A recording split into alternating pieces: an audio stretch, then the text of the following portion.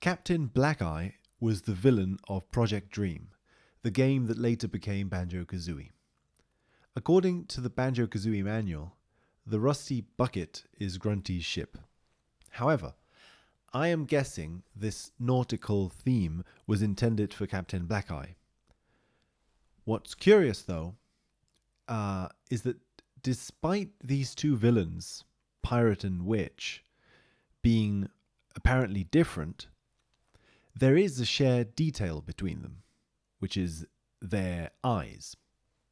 Captain Black-Eye is missing an eye, as his name suggests, and Grunty's eye falls out on several occasions, and her lair statue is also missing an eye. So, both of them are one-eyed. Why? Well, Captain Black-Eye's original plan in Project Dream was to gather a magical material that could allow their pirate ship to fly, to be better than a normal pirate ship. They got this kind of vision of building a pirate ship that could fly, so they thought they could kind of conquer the lands better if their pirate ship didn't have to bother going around on the sea. However, most of the pirate ships he's seen around are worse than a normal pirate ship.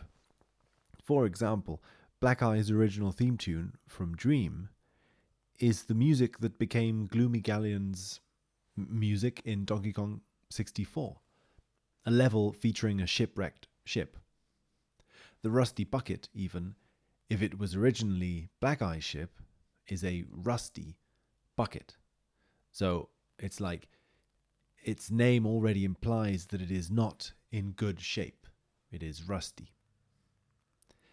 This association between pirates and shipwrecked or slightly broken ships carries on to Captain Blubber, whose character arc in both Banjo-Kazooie and Banjo-Tooie is that of a pirate whose shipwrecked ship gets upgraded to a much better, high-tech sort of ship, like a wave racer first, and finally a UFO.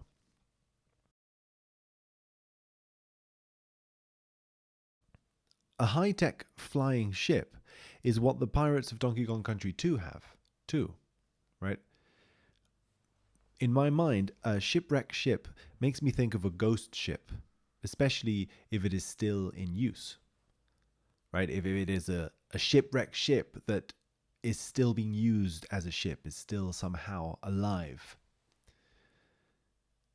Captain Black-Eye, for example, appears on a painting in Mad Monster Mansion, a graveyard, a place of the dead. So, in a strange way, I think he is connected to shipwrecks, vessels which are broken or maimed somehow. And this is why I think he has one eye.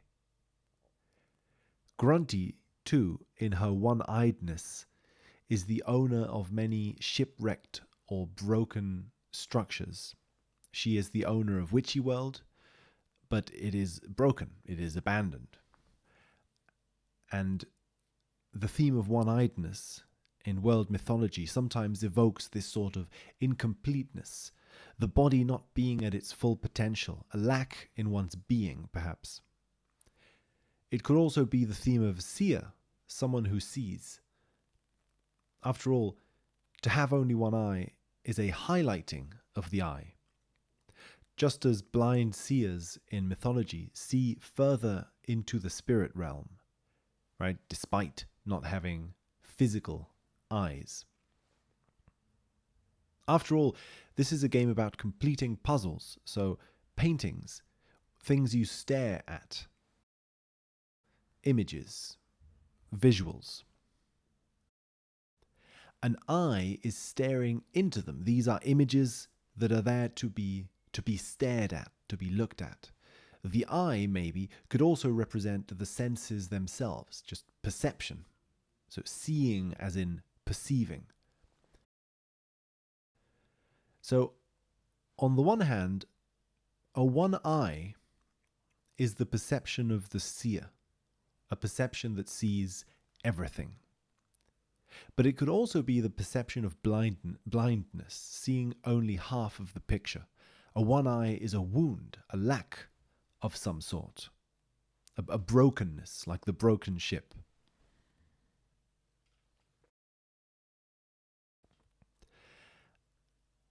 As in the case of the wounded king myth, where a wound to the legs or the groin sort of symbolizes a loss of life force associated in those myths to the penis. This wound in the myth affects the whole kingdom, leaving it barren. So a wound in the king is a wound in the kingdom. After all, one-eyed-ness is also a euphemism for penis, right? A type of joke rare, sort of constantly kind of playing with. So a sort of castration is going on. This sort of happens with Mumbo, whose head is chopped off by Grunty. His body is wounded. Not only is Grunty herself wounded or dead, but her whole island is dead because of her. The mine is abandoned. It is a structure that was healthy and active years ago, but now seems to be only a ruin of what it once was. Witchy World is the same, an abandoned theme park. Atlantis sort of covers this idea in a purely symbolic way. It is an abandoned and derelict city submerged under the water. One sees the reflection of what it once was. And of course, Spiral Mountain and Jinjo Village, despite having been very recently destroyed, are nonetheless destroyed. They evoke a golden age. Now, what's funny though, is that the ghost ship theme sort of evokes a spirit ship, a ship that is not of this world. And this in turn is very similar to the idea, in my opinion, of a flying ship, a ship that is of spirit, not bound by material forces. So Project Dream's plan of having the ship become a flying ship, and Captain Blubber's journey from a broken ship to a shiny, new and futuristic series of ships, both meet. The broken ship, interpreted as a ghost ship, and the flying ship, interpreted as a spirit ship, are both the same thing, right? The broken ship, as ghost ship, already was the mended ship. They already were the same thing.